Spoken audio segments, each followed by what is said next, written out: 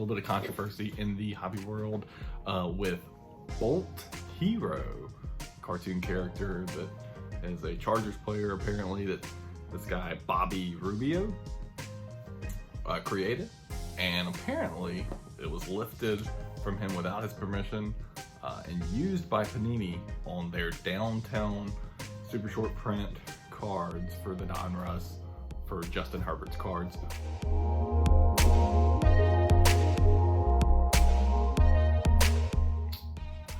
So yeah, that's obviously the card, the Downtown awesome card, but you can see those characters in the background.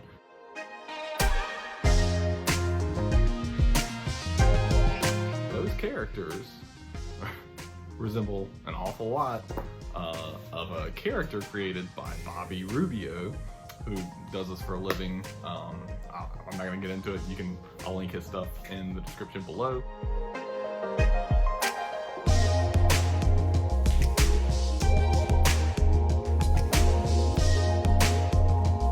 So basically, he creates these characters. He created this one, Bolt Hero, big Chargers fan, and they just straight up lifted it.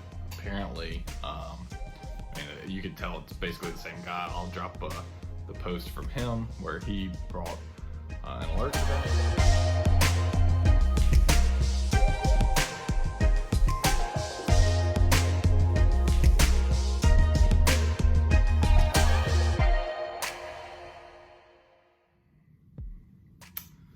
So yeah, as you can see, definitely got a lot of similarities, if not the exact same thing.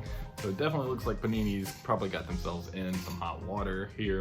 So just kind of a little briefer 30,000 foot view of what copyright is. It's basically a protection of original works. So it could be your authorship, something that you authored as far as paper, book, it's article, or it can be something like original artwork.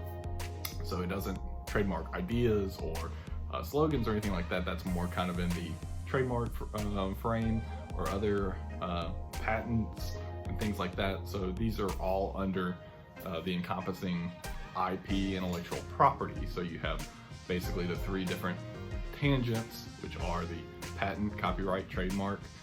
This one's going to fall into that copyright infringement case.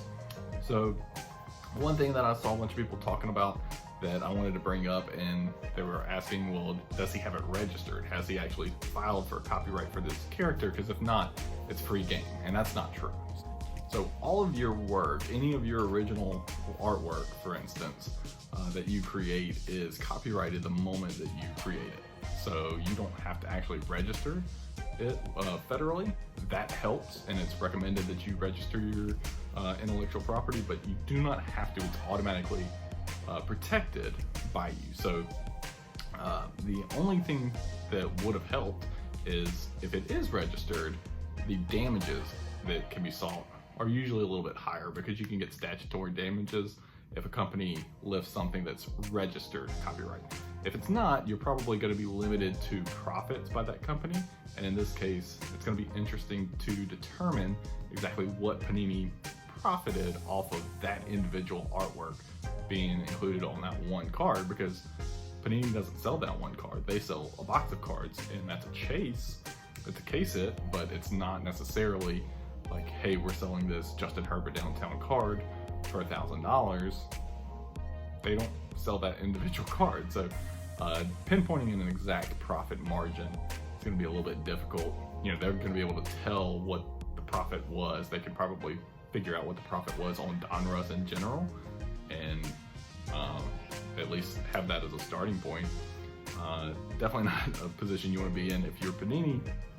So again, if your artwork is not registered, you're probably going to be limited to the profit that they took, that they made off of the original artwork that they took. The other thing that registering your artwork will do is it will help your case in identifying when your artwork was first used by you.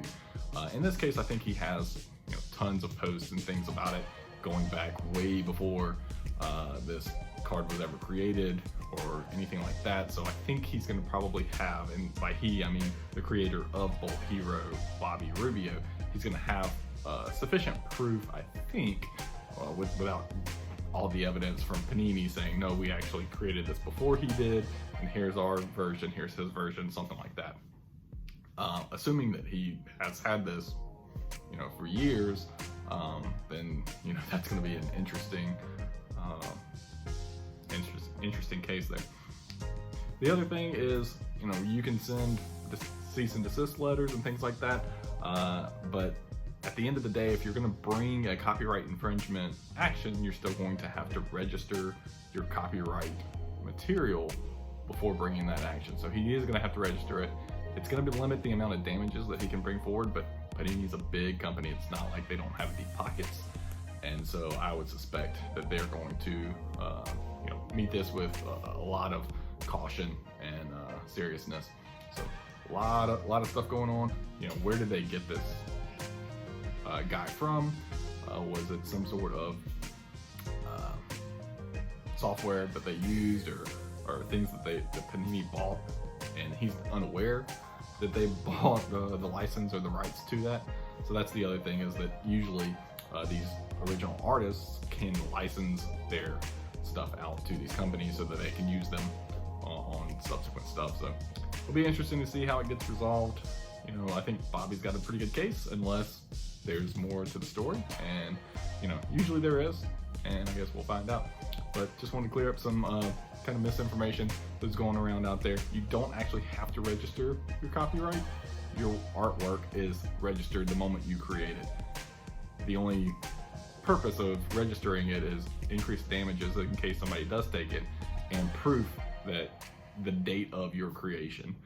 There's also what's kind of offhandedly referred to as the poor man's patent or poor man's copyright, which is where people talk about, like, you need to mail it to yourself. That's not really been a big thing. That's not a substitute for registration. That might help in being able to prove when you created it, your first use of that item, because you can show the postmark date or something like that. But aside from that, and with social media and internet now, probably less of a concern, because you can always go back to the original post where you posted about it. That's going to be documented on the internet. It's not like the old days where you have to have like a postmark sealed envelope and then you can show you open that up. Obviously that was done before that postmark date. That was the poor man's copyright. So just a little bit about all that information. So even if you don't have it registered, you still have an action against Panini. Let me know what you think. Drop a comment below, smash that like button, and stay tuned for more.